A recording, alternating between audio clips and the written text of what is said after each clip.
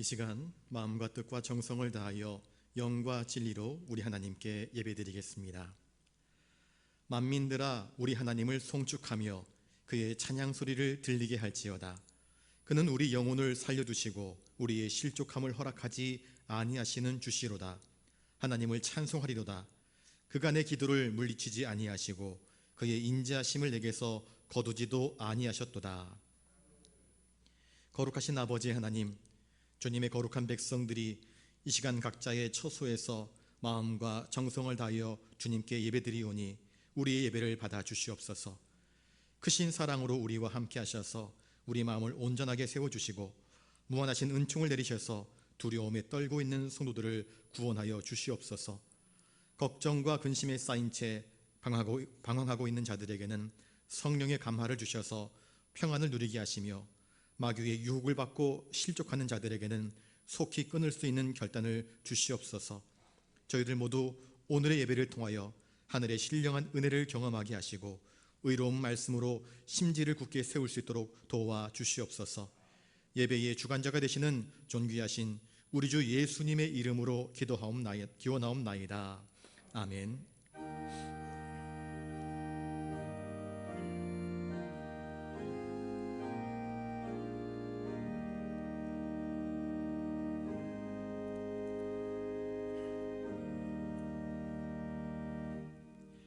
교동문 84번입니다. 믿음은 바라는 것들의 실상이요 보이지 않는 것들의 증거니 믿음으로 모든 세계가 하나님의 말씀으로 지어진 줄을 우리가 아나니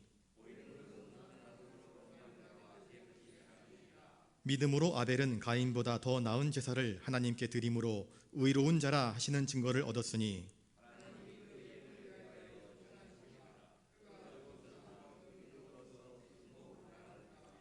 믿음으로 에녹은 죽음을 보지 않고 옮겨졌으니 하나님이 그를 옮기심으로 다시 보이지 아니하였느니라.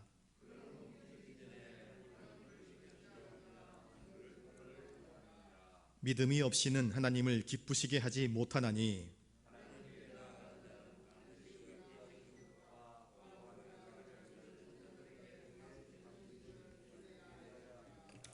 아멘.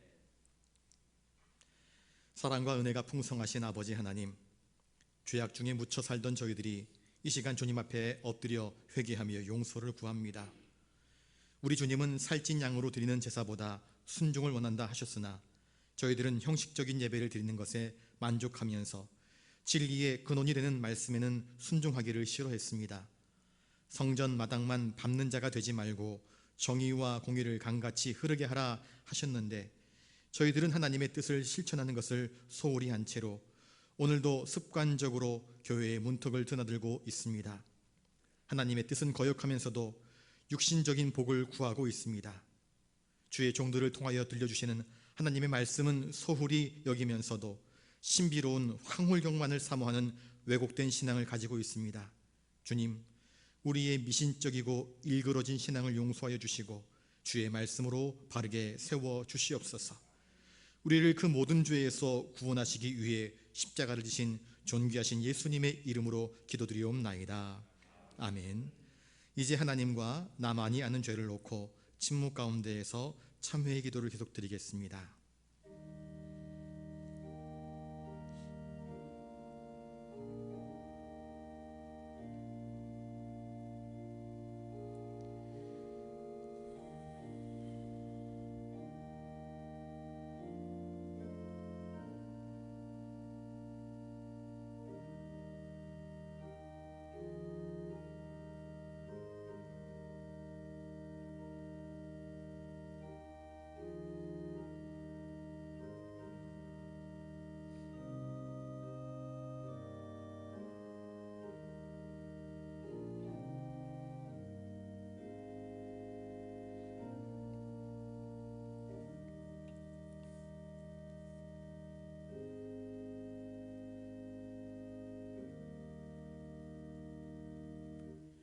여기 우리의 죄를 용서하시는 하나님의 말씀이 있습니다.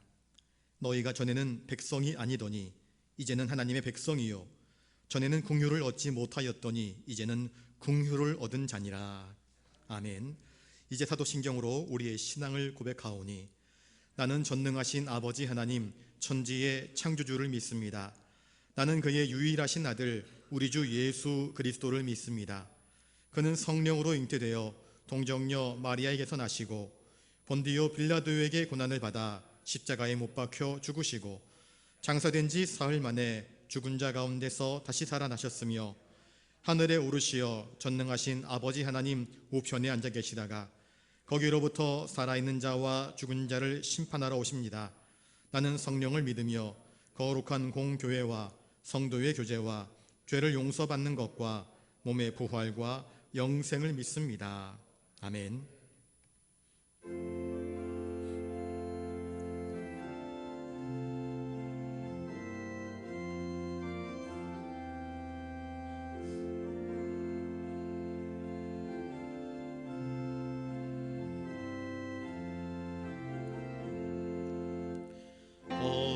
거룩하신 주 하나님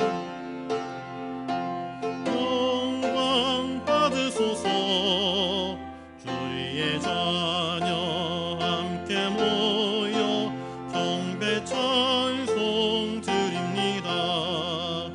전능하사 천지 만물 창조하신 하나님 찬양하며 드리오니 우리 예배 받으소서. 자비하신 주 하나님 모든 영광 받으소서. 죄와 허물 용서하신 크신 사랑 고마워라. 상한 심령 품어주사 기쁨 주신 하나님 감사하며 드리오니 우리 예배 받으소서. 은혜로우신 주 하나님 모든 영광 받으소서. 불기둥과 구름 기둥 인도하심 놀라워라. 근심 걱정 슬픔에도 함께하신 하나님 마음 모아 드리오니 우리 예배 받으소서.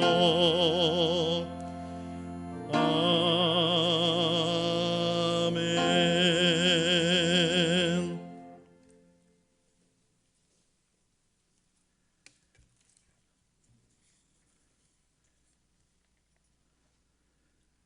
우주 만물을 창조하신 하나님, 인간이 눈에 보이지 않는 미생물을 발견했을 때 인류는 놀라움을 금치 못했습니다. 그런데 그 후 더 작은 분자, 더 이상 쪼갤 수 없다는 원자를 발견하며 또 한 번 놀랐습니다. 과학은 더욱 발전하여 원자가 원자핵과 전자로 이루어졌으며 그 원자핵은 또다시 양성자와 중성자로 이루어져 있다는 것도 발견하게 되었습니다. 그리고 과학은 더욱 발전하여 이제 소립자라는 것까지 발견하여 원자보다 더 작은 것들을 총칭하여 양자라고 규정하기에 이르렀습니다. 그리하여 이것보다 더 작은 것들도 있으리라는 추측을 하게 만듭니다. 이러한 것들을 보며 인간은 지극히 유한한 존재임을 깨닫게 되어 인간을 창조하신 하나님의 위대하심과 거룩하심에 머리 조아리며 경외하지 않을 수 없음을 고백드립니다. 그리고 이러한 모든 것들을 아버지께서 손수 아버지의 형상대로 만드신 우리 사람이 다스릴 수 있도록 허락하여 주신 아버지의 무한한 사랑과 은혜에 대해 감사와 찬양을 올려드리오니 아버지 홀로 영광 받으시옵소서. 우리가 세상의 빛과 소금이 되기를 원하시는 하나님 아버지, 이 나라가 어쩌다 이렇게 되었는지요. 나라가 개방되면서 당시 많은 선교사들과 선교자들의 희생이 초석이 되어 만들어졌던 현재의 대한민국이 지금 심각한 혼돈의 늪속에 빠져 허우적거리며 헤어나오지 못하고 있습니다. 6.25 전쟁의 폐허 속에서 불과 70년도 안 된 우리나라가 세계 10위의 경제 대국으로 성장하여 세계 모든 나라의 선망의 대상이 되었습니다. 그런 우리 자유 대한민국이 정치, 경제, 사회, 문화 모든 분야에서 한꺼번에 와르르 무너지는 소리를 내고 있는 것 같아 불안하기 짝이 없는 실정입니다. 그런데 이 모든 것들의 문제는 우리 기독교계가 기복신앙적인 측면으로 또 지교의 개별 성장적인 측면으로 흘러왔던 결과로 나타난 것으로 여겨집니다. 그리하여 자유민주주의의 이념에 대한 교육을 제대로 받지 못하고 공산주의를 알지 못하고 전쟁을 경험하지 못한 많은 이들이 자유가 무엇인지도 모르고 자유는 그냥 주어지는 당연한 것으로 착각하게 만들어버렸습니다. 이로써 기독교 정신에 반하는 사회주의, 전체주의 이념이 조직적으로 점점 성장하고 득세하여 이 나라가 좌경화되어 가고 있는 것 같습니다. 세상의 빛과 소금의 역할을 제대로 하지 못하고 우물 안의 개구리가 되어 안주한 결과로 아버지께서 주신 자유민주주의를 지키지 못한 저희 기독교의 죄를 통감하며 회개하오니 용서하여 주시옵소서. 너는 내게 부르짖으라. 내가 내게 응답하겠고 내가 알지 못하는 크고 은밀한 일을 내게 보이리라고 하신 아버지 하나님, 현 정권은 몇 교회에서 발생한 코로나 확진자를 핑계로 유독 기독교에 대하여 전국에 있는 교회 전체를 마치 사이비 집단인 신천지와 동일시하여 하나로 묶어서 교회가 마치 코로나 전파의 온상지인 것처럼 여론을 조장하고 매도하여 이를 바탕으로 예배 제한 등을 통하여 교회를 탄압하는 것으로 비춰지고 있습니다.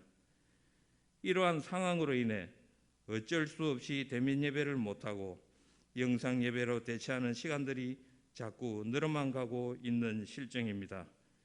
그리고 이 질병으로 인해 예배뿐 아니라 모든 교회 집회와 전도 활동들이 모두 중지당한 상태입니다. 아버지, 이런 어려운 상황 속에서 속히 벗어나 정교인이 예배당에 나와 현장 대면 예배를 드리며 아버지께 마음껏 찬양할 수 있도록 부르짖으오니, 그리고 복음을 전하는 일이 다시 속히 재건되도록 부르짖으오니 이 코비드19 바이러스를 속히 퇴치하여 주시기를 간절히 갈망합니다. 그리고 기독교의 많은 선교사들과 선교사들이 이 나라의 발전을 이끌어 왔던 것처럼 이제 기독교계가 초심으로 돌아가 이 나라의 자유민주주의를 굳건하게 지키는 중심이 되게 하여 주시고 복음과 자유민주주의에 대한 교육을 올바르게 하여 민주주의를 더욱 발전시키고 이 나라가 아버지의 선택받는 나라가 될 수 있도록 주의 강한 팔로 붙들어 인도하여 주시기를 간구드립니다.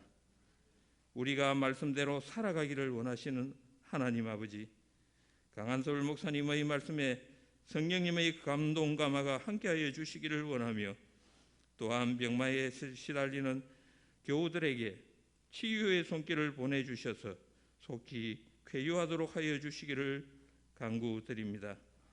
저희가 드리는 이 예배의 모든 순서가 아버지께서 영광 받으시기에 합당하게 하여 주시고 이 모든 말씀을 살아계신 우리 주 예수 그리스도의 이름으로 기도드립니다. 아멘.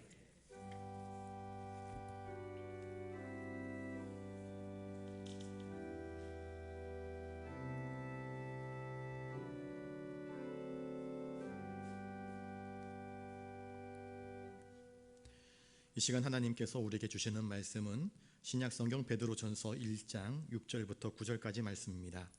신약 376면에 있습니다. 제가 말씀을 받들어 읽을 때에 하나님의 귀한 음성을 들으실 수 있기 바랍니다.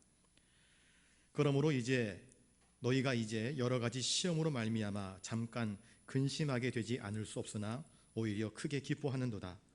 너희 믿음의 확실함은 불로 연단하여도 없어질 금보다 더 귀하여 예수 그리스도께서 나타나실 때에 칭찬과 영광과 존귀를 얻게 할 것이니라.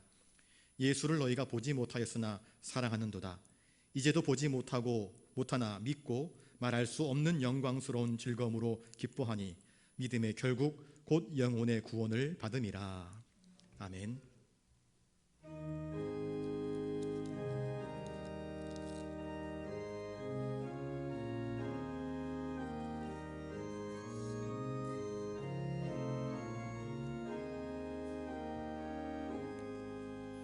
천옥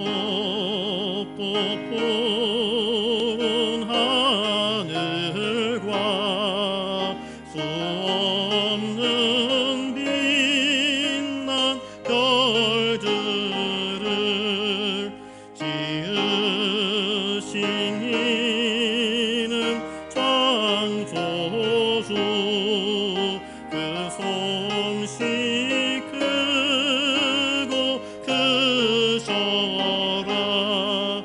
날마다 뜨는 저 태양 하나님 크신 권능을 만 백성 모두 보라고 만방의 도로 비치네. 해지고 왕운 깃들 때에 공평의 달이 떠올라. 밤마다 귀한 소식을 이 땅에 두루 전하네. 행성과 항성 모든 별 저마다 제길 보면서 창조의 기쁜 소식을 온 세상 널리 전하네. 엄숙한 침묵 속에서 우편이 제길 따르며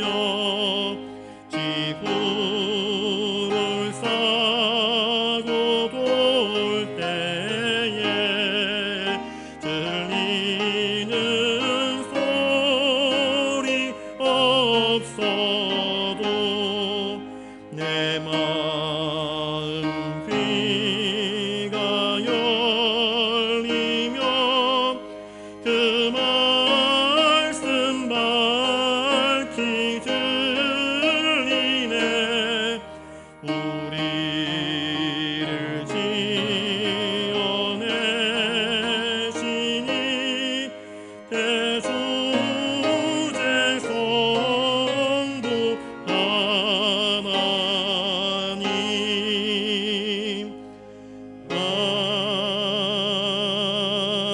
아멘. 이 시간 우리 옆에 분들과 인사를 나누겠습니다. 정금보다 더 귀한 믿음으로 세워집시다.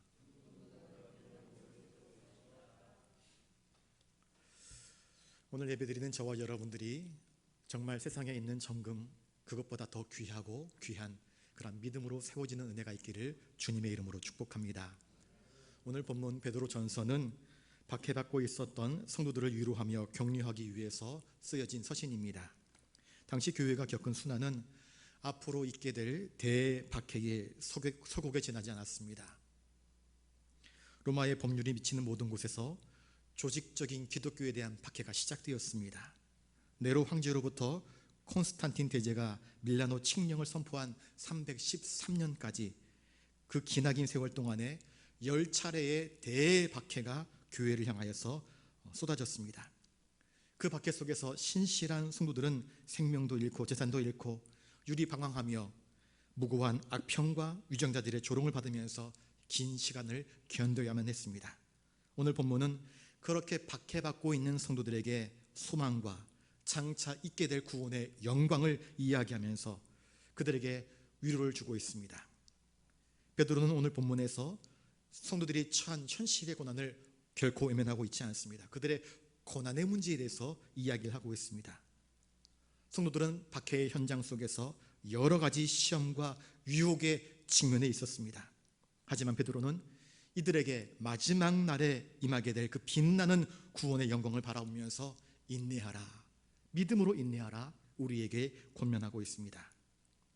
그러므로 베드로는 성도들이 현재 당하고 있는 그 여러 가지 고난 속에서도 구원을 얻기 위하여서 하나님이 친히 지금도 우리와 함께 역사하시며 우리를 구원하시기 위해서 우리를 돕고 계시는 사실을 믿으면서 이 구원의 소망을 확실하게 품을 것을 우리에게 거듭 권면하고 있습니다. 오늘 본문에 나오는 여러 가지 시험이란 과연 무슨 뜻일까요? 여러분, 우리가 인생을 살면서 많은 어려움, 시험, 시련들을 겪게 됩니다. 한 번, 두 번은 견딜만 합니다.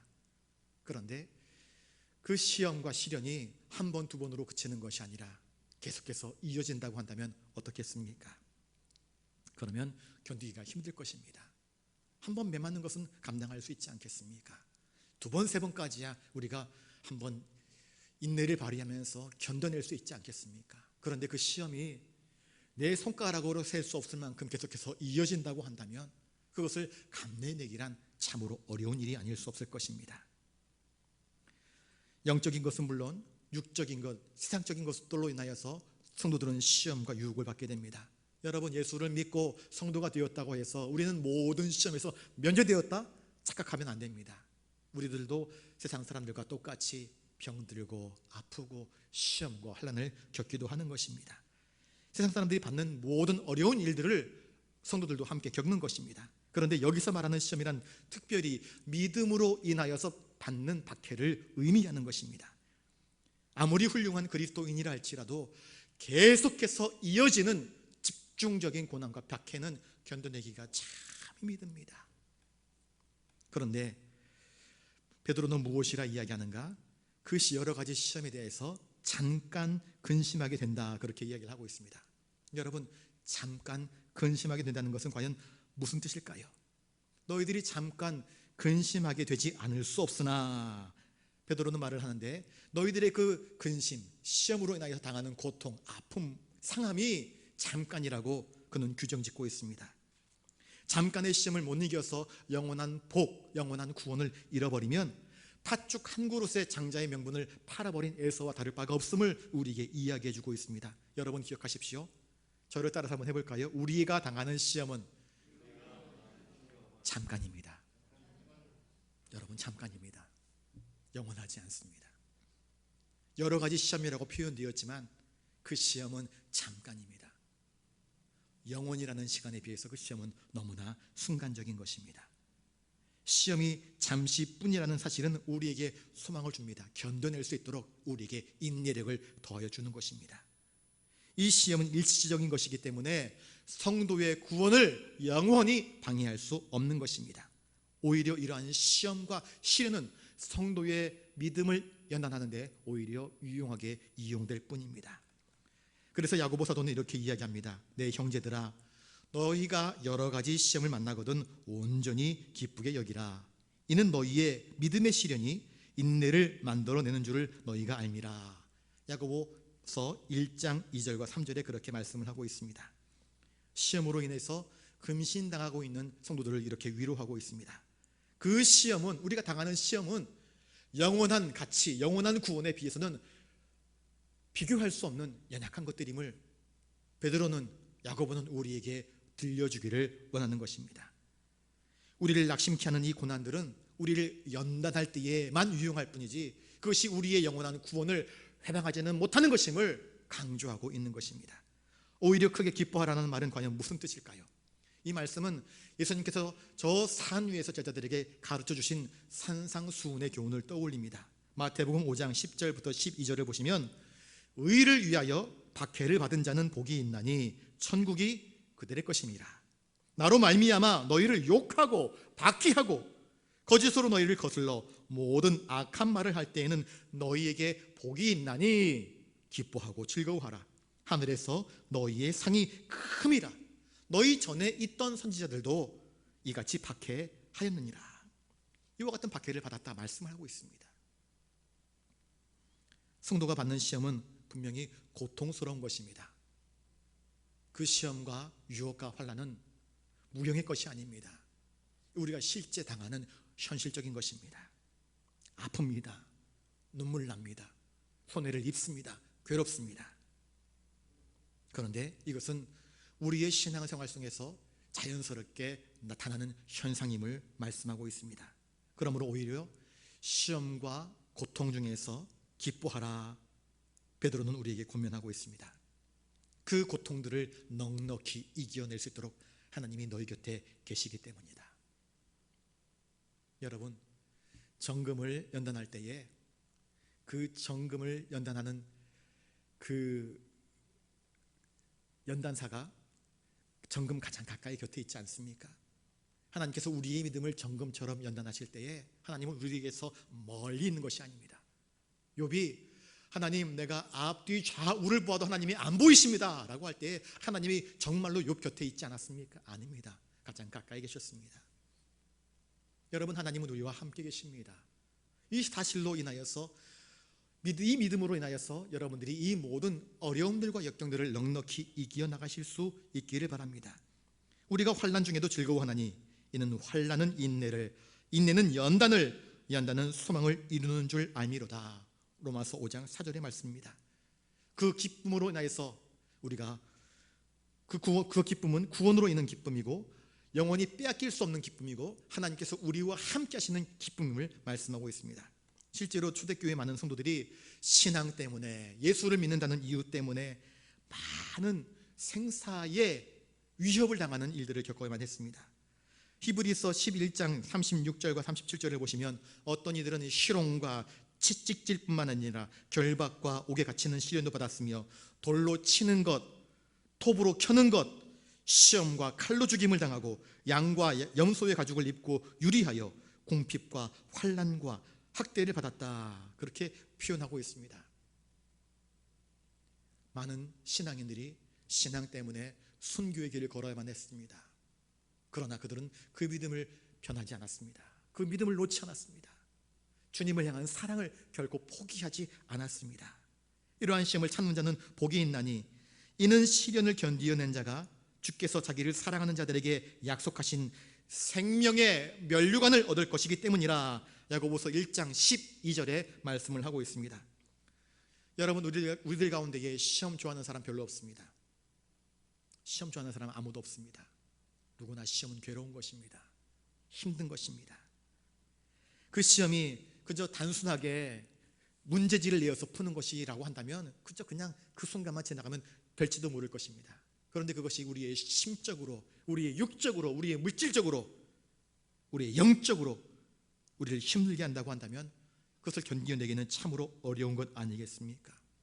많은 이들이 신앙생활하다가 시험에 유혹에 넘어져서 좌절하는 경우들을 보게 됩니다. 하나님, 나 열심히 기도했는데, 정말 기도 열심히 했는데 내 남편이 승진하지 않아요. 내 자녀가 좋은 대학에 합격하지 못했어요.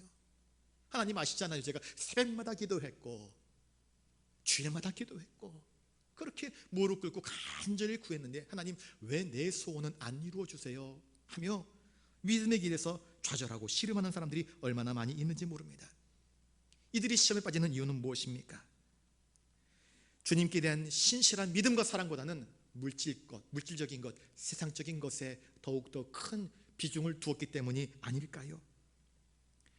우리가 살아가고 있는 이 세상의 것에 더 미련을 두고 그것들을 추구하기 때문에 당하는 스스로가 초래한 고통은 아닐까요?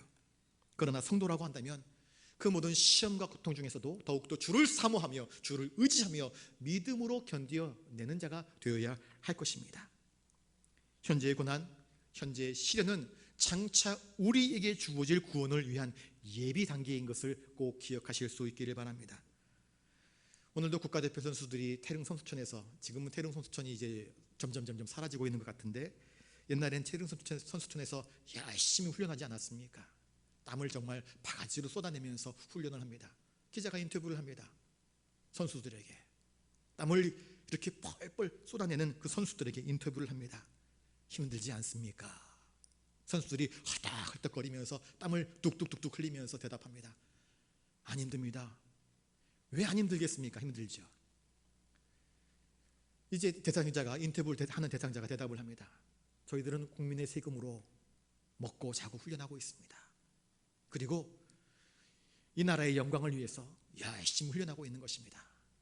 그리고 나는 메달의 꿈을 꾸고 있습니다. 그러니 힘들지 않습니다. 그렇게 대답을 합니다. 힘들지 않다는 것은 사실은 사실이 아닙니다. 힘들지요. 왜 안 힘들겠습니까? 우리가 믿음으로 살아가는 것 힘듭니다. 왜 안 힘들겠습니까? 그런데 그 힘든 시간이 영원한 것이 아니라 일시적인 것을 기억해야 하는 것입니다. 그 힘든 시간이 지나면 무엇이 있습니까? 영광스러운 메달이 우리에게 있는 것 아니겠습니까? 이 모든 시련을 견디어낸 자가 주께서 자기를 사랑하는 자들에게 약속하신 생명의 면류관을 얻을 것이라 야고보가 이야기하고 있지 않습니까? 그렇습니다. 시험을 견뎌내는 자에게, 이 모든 어려움을 견뎌내는 자들에게 하나님께서 예비하신 구원의 영광스러운 면류관이 우리에게 있음을 기억하실 수 있기를 바랍니다. 그러니 이 인터뷰했던 운동선수처럼 이 모든 어려움 가운데서 힘들지 않아요 이야기하는 것입니다. 오히려 감사합니다. 오히려 이 어려운 시간들을 극복해낼 수 있도록 나를 후원해 주시니 감사합니다 라고 이야기할 수 있는 것입니다. 우리 성도들에게는 이와 같은 믿음이 있습니다. 그러니 힘든 시간이지만 세상 사람들은 너 왜 힘들게 신앙생활하냐 이야기할지 모르겠지만 우리에게는 그것이 힘든 것이 아니라 감사한 일이고, 주님께서 나와 함께 하심을 믿기에 기쁜 일이고 복된 일이고 거룩한 일이고, 나 같은 죄인을 사랑하시는 주님의 은혜를 알기에 이 모든 시간들이 감사한 시간으로 바뀌게 되는 것 아니겠습니까? 우리는 주님 때문에 기뻐하는 것입니다.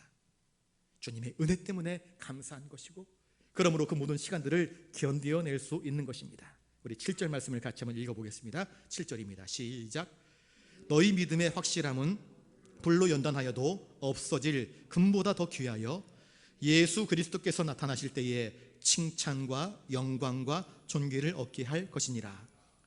베드로는 성도들의 믿음을 무엇으로 비유하며 칭찬하고 있습니까? 너희 믿음이 무엇이라고요? 불로 연단하여도 없어질 금보다 더 귀하다. 너희 믿음은 금보다 더 귀하다. 그렇게 이야기를 합니다.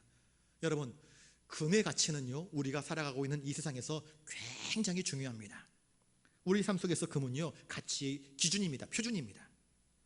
금은 모든 금속 중에서 가장 귀한 것일 뿐 아니라 가장 오래가는 것입니다. 금의 가치는 순도로 정해집니다.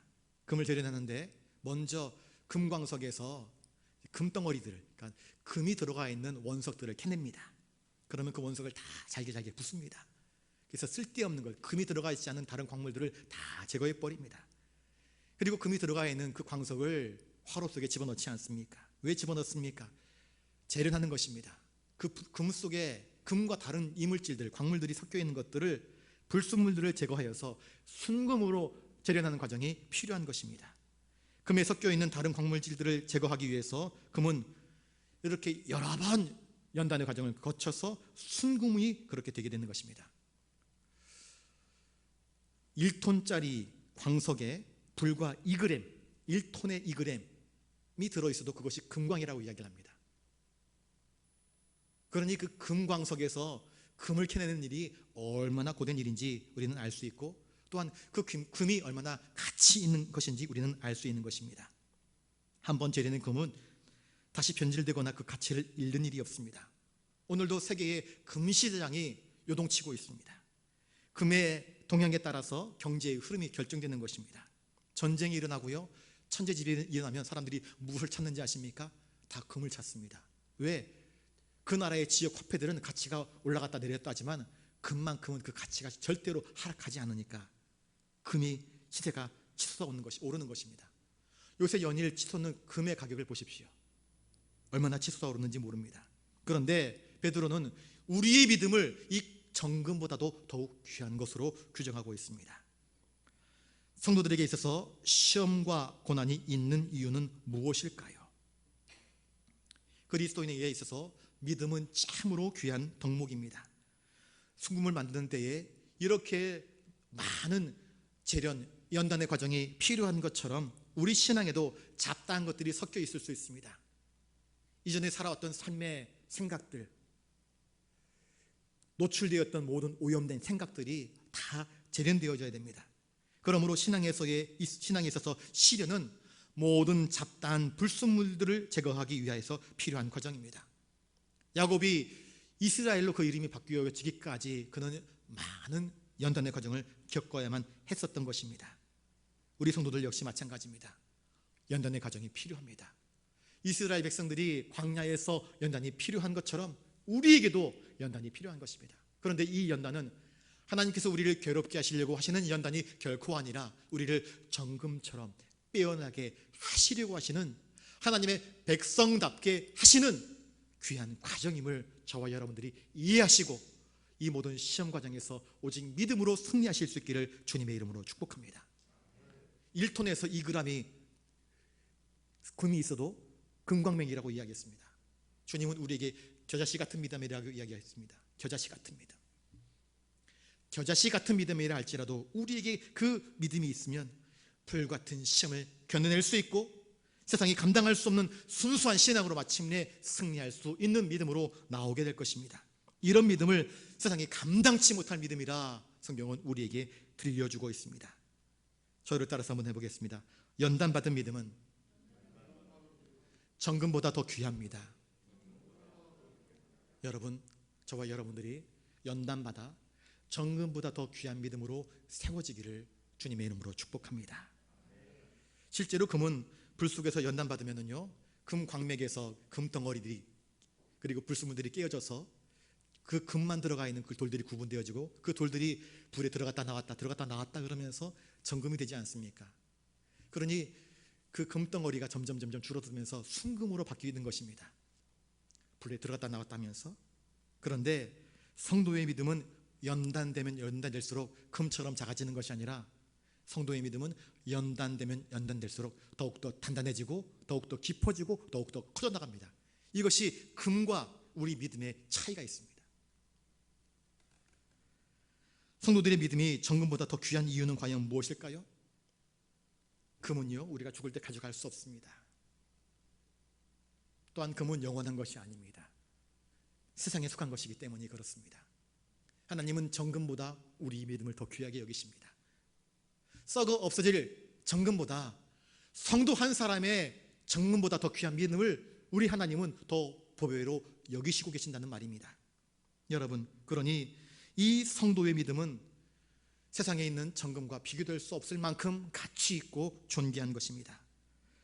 금은 세상에 속해 있는 물질이기 때문에 썩어 없어져 버릴 것이 물건에 불과한 반면 믿음은 영원한 한국, 영원한 천국, 저 하늘나라에 속해 있기 때문에 영원한 것입니다. 특별히 예수 그리스도께서 나타나실 때에 우리에게서 믿음이 있는 자를 보기를 원하십니다. 그리고 그 믿음이 있는 자를 향하여서 주님은 무엇이라 말씀하십니까? 그들을 향하여서 잘하였다 착하고 충성된 종이라 칭찬하시면서 칭찬과 영광과 존귀를 얻게 할 것이라 오늘 본문은 우리에게 이야기해 주고 있습니다. 사람들은 금을 귀중하게 여깁니다. 그런데 하나님은 믿음을 더 귀중하게 여깁니다. 성도의 연단된 믿음. 신랑이 순결한 신부를 기쁨으로 맞이하듯 신랑 되신 우리 그리스도께서는 마지막 날에 정금보다 더 귀한 믿음으로 나아오는 당신의 택하심을 입은 그리스도의 신부들을 아름답게 맞아 주실 것입니다. 그리고 기쁨으로 우리를 영접하시고 천국 잔치로 우리를 인도하여 주실 것입니다. 이 땅에서는 금이 대접받지만 저 하늘나라에서는 믿음이 대접을 받는 것입니다. 믿음이 인정을 받는 것입니다. 믿음이 가장 복 있는 것이 되는 것입니다. 그러므로 믿음의 연단은 우리를 가장 고귀한 하나님의 백성으로 만들어 주는 것입니다. 재련된 금이, 연단된 금이 아무리 가치 있다 할지라도 성도의 믿음보다 더 귀할 수는 없는 것입니다. 그러므로 우리가 환난 중에서도 기뻐하는 이유는 무엇입니까? 우리 믿음의 시련은 결국 예수 그리스도께서 나타나실 때에 칭찬과 영광과 존귀를 얻게 할 것이기 때문입니다. 신앙의 지조를 지키는 사람들, 신앙의 순교를 지키는 사람들, 그리스도를 향한 그 거룩한 믿음을 결코 포기하지 아니하고 믿음으로 나아가는 사람들은 저와 여러분들 한 사람 한 사람들 모두가 그리스도의 영광된 보좌 곁에 서 있게 될 것입니다. 주님으로부터 잘하였도다, 착하고 충성된 종이라고 하는 거룩한 칭찬을 받게 될 것입니다. 여러분, 시련을 이기는 믿음을 소유할 수 있기를 바랍니다. 아까 잠깐이라고 그러지 않았습니까? 모든 일에는 끝이 있습니다. 시작이 있는가 하면 끝이 있습니다. 우리 인생도 시작이 있고 끝이 있지 않습니까? 마찬가지로 세상도, 세계도 끝이 있습니다. 그러나 세계의 종말과 주님의 재림은 톱니바퀴처럼 이렇게 맞물리다가 우리가 맞물려 있어서 우리가 어떻게 살아가야 할지를 분명히 교훈해 주고 있습니다. 성도들에게 주어지는 여러 가지 고난, 시험들은 우리가 저 천국을 소망하는 자들에게, 우리 저 천국을 소망하는 자들에게 반드시 치루어져야 할 과정인 것을 이야기해 주고 있습니다. 철로 역정의 터널과도 같은 그 과정을 우리는 피하려 해서는 안 됩니다. 오히려 믿음을 가지고 터벅터벅 용감하게 다윗처럼 앞장서서 나아가는 자가 될 수 있어야 할 것입니다. 하나님은 우리를 결코 외면하지 아니하시고 우리 곁에 계시면서 우리를 붙드시고 우리를 도우시고 넘어질 때마다 우리를 일으켜 세워주시고 마침내 믿음으로 승리케 하실 것이기 때문입니다. 우리 8절 말씀을 같이 읽겠습니다. 8절입니다. 시작. 예수를 너희가 보지 못하였으나 사랑하는도다. 이제도 보지 못하나 믿고 말할 수 없는 영광스러운 즐거움으로 기뻐하니. 여러분, 예수님을 보신 분들이 계십니까? 중학교 때인가 고등학교 때인가 눈 위에 사진가가 찍은 사진, 예수님이 보이나 안 보이나 책갈피에 보이면서 예수님, 이것이 예수님이라 했던 그런 이야기를 기억합니다. 여러분, 그것이 예수님의 얼굴이 맞습니까? 복음 전도자들을 통해서 예수님을 알게 되었고 예수님을 믿게 되었던 베드로가 편지를 쓴 이 소아시아에 흩어져 있는 많은 성도들, 그들은 예수 그리스도를 눈으로 보지 못했습니다. 그런데 베드로의 표현처럼 너희들은 예수를 눈으로 직접 보지 못하였으나 사랑하는구나, 너희는 예수를 지금도 보지 못하고 있구나, 믿고 있구나 하면서 그들의 믿음을 칭찬하고 있습니다. 그들의 이 믿음은 그들에게 구원과 복을 가져다 주며 그들로 하여금 예수님과 살아있는 인격적인 교제를 갖게 해주는 놀라운 은총이었습니다. 베드로는 우리는 예수님과 3년 동안 동거동락하면서도 주님으로부터 책망을 받고 믿음이 없구나 책망을 받았었는데 너희들은 예수님을 보지도 못하였고 지금도 보지 못하지만 너희들이 믿고 주님과 교제하면서 하는 이 아름다운 믿음의 모습들을 바라보면서 참 귀하구나 하며 그들의 믿음을 칭찬해주고 있습니다. 히브리서 11장 1절에 믿음은 바라는 것들의 실상이요 보지 못하는 것들의 증거니. 주님은 요한복음 20장 29절에 보지 못하고 믿는 자들은 복되도다 그렇게 말씀하여 주셨습니다. 복음이 선포될 때에 성령께서 역사하십니다. 우리의 죄를 깨닫게 합니다. 그리고 죄 앞에서 내가 그러면 어떻게 해야 할 것인가 할 때에 복음은 우리에게 예수를 제시합니다. 우리의 죄 때문에 예수 그리스도께서 십자가에 못 박혀 죽으셨음을 선포합니다. 나를 위해서 나의 죄를 대속하시기 위해서 십자가에 못 박히신 예수의 이 복음을 소아시아 교회 교인들이 듣고는 그 예수를 믿고 알고 고백하면서 그 예수님과 영적인 교제를 나눕니다. 성령 안에서 주님께 대한 참된 믿음과 참된 사랑이 있는 것에 순교를 위한 결단을 두려워하지 않는 믿음이 있는 것입니다. 그래서 그들은 이곳저곳 쫓기며 핍박당하며 고통당하지만 결코 믿음을 포기하지 않는 순수한 신앙으로 세워져 있는 모습을 베드로에게 보여주었습니다. 베드로가 그들의 믿음을 칭찬하고 있는 것입니다. 참된 성도들의 기쁨 가운데에는 이 믿음으로 말미암아 주님께서 우리에게 허락하신 그 약속들, 장차 이루어질 하늘나라에서의 영광과 구원의 확실한 상급들을 그들은 결코 잊지 아니합니다. 스데반처럼 그 영광을 바라봅니다. 그래서 오늘의 고통들을 넉넉히 이기며 고통 중에서도 기뻐하고 감사할 수 있는 것입니다. 오늘날 많은 사람들이 데이터를 요구합니다. 예수를 믿으십시오 이야기할 때에 예수를 보여달라, 데이터를 제시해달라, 근거를 제시해달라 이야기합니다. 예수님께서도 이 땅에 오셨을 때에 많은 사람들이 예수님께 표적을 요구했습니다. 표적을 보여달라. 그러면 내가 당신을 믿겠다. 메시아인 줄로 알겠다. 예수님은 셀 수도 없는 표적들을 보여주셨습니다. 오늘날도 많은 사람들이 표적을 보여달라 이야기합니다. 그런데 악한 사람일수록 진리를 받아들이는데 어색해합니다. 표적을 요구하지만 표적을 증거하면 증거할수록 그 표적을 믿는 데 쓰이는 것이 아니라 믿지 아니하는데 그것들을 악용합니다. 그 진실을 시험하고 부족하기 위해서 표적을 요구하는 예수님 당시의 모습과 똑같은 모습이 오늘날에도 반복되어지고 있습니다. 예수님을 시험하기 위해서 표적을 요구하는 헤롯 왕에게 주님은 침묵으로 일관하여 주셨습니다. 여러분, 예수님께서 우리에게 보여주신 가장 확실한 표적은 무엇입니까? 저를 따라서 한번 해보겠습니다. 예수님께서 우리에게 보여주신 가장 확실한 표적은 주님의 십자가 사랑입니다. 여러분, 십자가 위에 새겨진 주님의 사랑, 그것이야말로 우리의 믿음의 근거입니다. 우리의 믿음의 토대입니다. 십자가 사랑을 아는 자들은 그 십자가 앞에서 눈물을 흘립니다. 감사를 잊지 않습니다. 그리고 그 구원의 감격을 기억하면서 신앙으로 나아갑니다. 십자가 사랑만큼 완전한 표적이 없습니다. 주님은 말로 하거나 글로써 자신의 사랑을, 우리를 향한 자신의 사랑을 증명하지 않았습니다. 주님은 친히 하늘 보좌를 버리시고 우리와 똑같은 육신을 입고 이 땅에 오셨습니다. 천한 말구 위에 누우셨습니다. 그리고 친히 우리의 죄를 대속하시기 위해서 말로만 용서한다, 사랑한다 말하신 것이 아니라 사람들이 손가락질하고 저주할 때에 친히 그 죄를 대신 짊어지시고 십자가 위에 오르셨습니다. 십자가 위에서 엘리 엘리 라마 사박다니 외치셨고, 그리고 아버지여 저들이 자기들이 하는 죄를 알지 못합니다. 저들을 용서해 주십시오 하며 우리의 죄를 대신 뒤집어 쓰신 것입니다. 그렇게 죽기까지 우리를 사랑하여 주셨습니다. 그 사랑이 바로 우리가 믿는 예수 그리스도입니다. 그러므로 참된 믿음은 표적을 구하는 것이 아니라 나 자신이 죽을 수밖에 없는 죄인이며 주님의 구원이 없으면 영원히 멸망할 수밖에 없는 존재임을 인정하는 데서부터 시작하는 것입니다.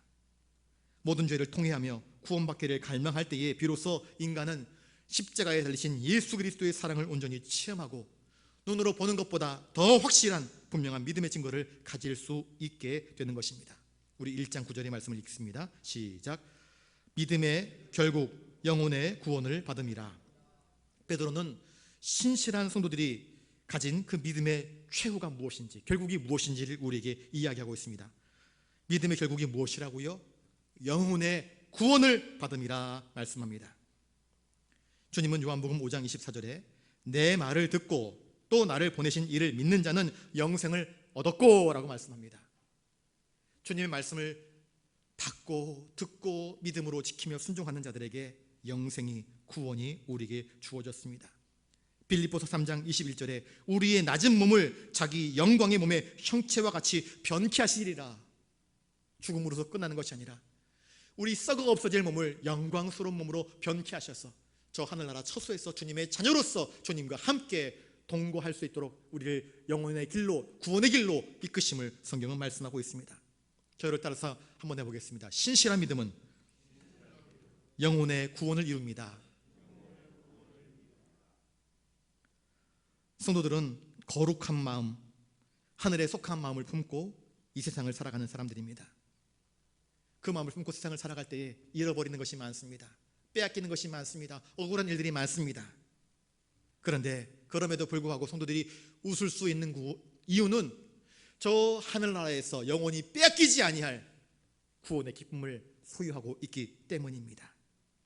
비록 그들은 세상에 썩어질 것들은 점점 빼앗기고 잃어버리고 있는지 모르겠지만 그들은 영원히 썩지 아니할 영혼의 구원을 받게 됨을 베드로는 이야기해 주고 있습니다. 말씀의 결론을 맺습니다. 인간은 고난이라고 하는 극한 상황에 처하게 될 때에 그의 신앙과 인격의 진짜 모습, 요새 젊은이들이 찐이라고 이야기하더라고요. 진짜 모습을 드러냅니다. 평소에는 잘 구분이 되지 않지만 극한 상황에 처하게 되면 그 사람의 진짜 모습이 나오기 마련입니다. 어려운 일 당할 때에 우리의 모습은 믿음을 드러내고 있습니까? 아니면 믿음이 아닌 본성의 악함만을 드러내고 있습니까? 여러분, 믿음이야말로 그 모든 시험과 고난을 극복할 뿐만 아니라 우리의 영혼을 구원하는 것입니다. 우리는 맹목적으로 앞으로 달려가기만 하는 사람들이 아니라 구원이라고 하는 분명한 목표를 향해서 달리고 있는 사람들입니다. 그리고 그 구원은 우리를 구원하시는 예수 그리스도를 믿음으로 말미암는 것입니다. 바라기는 오늘의 시험과 고난 중에서도 그 고난의 때가 길지 않고 잠시뿐임을 기억하면서 오직 인내와 믿음으로써 시험을 참고 견디어내고 고난 중에서도 우리와 함께 하시는 예수님으로 인해서 말할 수 없는 영광스러운 즐거움, 기쁨, 감사, 그래서 정금보다 더 귀한 믿음으로 믿음의 결국 영혼의 구원을 받는 저와 여러분 되시기를 주님의 이름으로 축복합니다. 기도하겠습니다. 주님, 고난의 때에 여러 가지 시험의 때에 어려운 때를 저희들이 살아가고 있습니다. 이러한 때에 주님께서 우리에게 찾기를 원하시는 정금보다 더 귀한 믿음, 그 믿음으로 저희들이 쓰임받고 세워지기를 원하옵나이다. 여러 가지 시험 중에 신음하는 자들 주님 위로하시고 붙들어 주시옵소서. 넘어진 자들 일으켜 주시옵소서. 힘을 주시옵소서. 더욱 굳건한 믿음 주셔서 다시 일어서게 하시고 용감하게 믿음을 향하여서 구원을 향하여서 달려가도록 도와주시옵소서. 오늘도 주님만 의지하오며 존귀하신 예수님 이름으로 기도드리옵나이다. 아멘.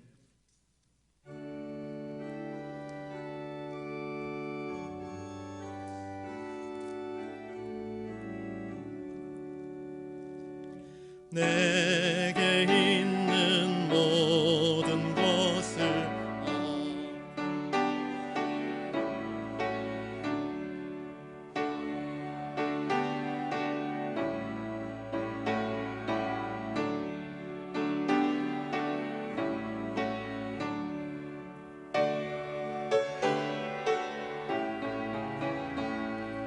주께 드리네.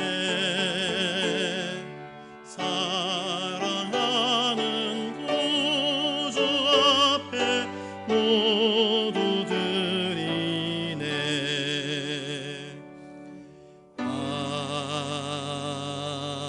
아멘.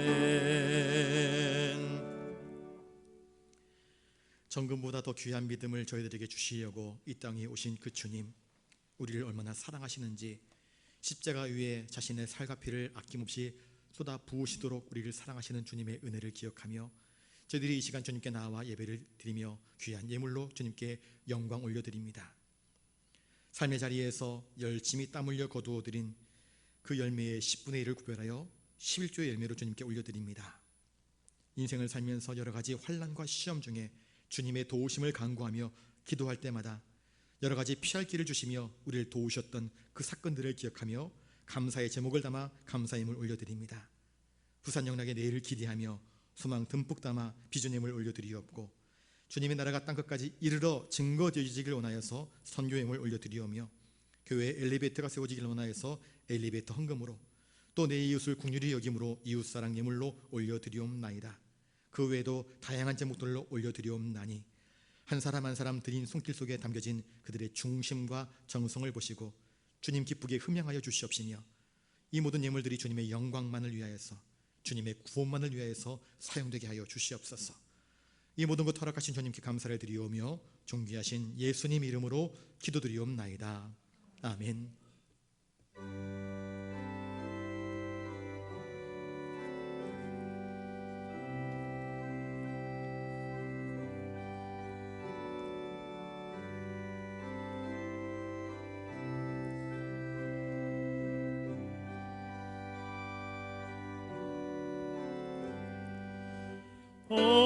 어려운 일 당할 때 나의 믿음 적으나 의지하는 내 주를 더욱 의지합니다. 세월 지나갈수록 의지할 것뿐일세. 무슨 일을 당해도 예수 의지합니다. 성령께서 내 마음 밝히 비춰주시니 인도하심 따라서 주만 의지합니다. 세월 지나갈수록 의지할 것뿐일세. 무슨 일을 당해도 예수 의지합니다. 밝을 때의 노래와 어두울 때의 기도로 위태할 때 도움을 주께 간구합니다. 세월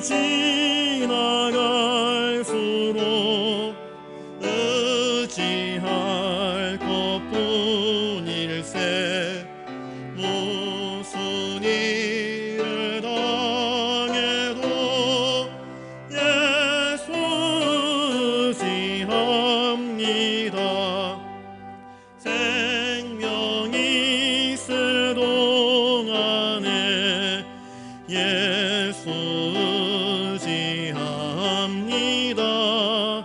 천국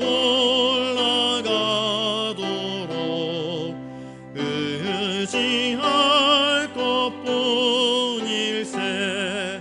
세월 지나갈수록 의지할 것뿐일세. 무슨 일을 당해도 예수 의지합니다. 이제는 우리 구주 예수 그리스도의 은혜와 하늘 아버지의 놀라우신 사랑하심과 성령님의 감동 감화 역사 교통하심이 어려운 일 당할 때에 더욱 예수를 의지하며 정금보다 더 귀한 믿음으로 세워지기를 원하는 사랑하는 부산 영락교회 모든 믿음의 권속들 머리머리 위에 흩어져 영상 예배로 드리는 우리 모든 성도들의 삶 위에 이제로부터 영원토록 함께하옵시기를 간절히 축원하옵나이다. 아멘.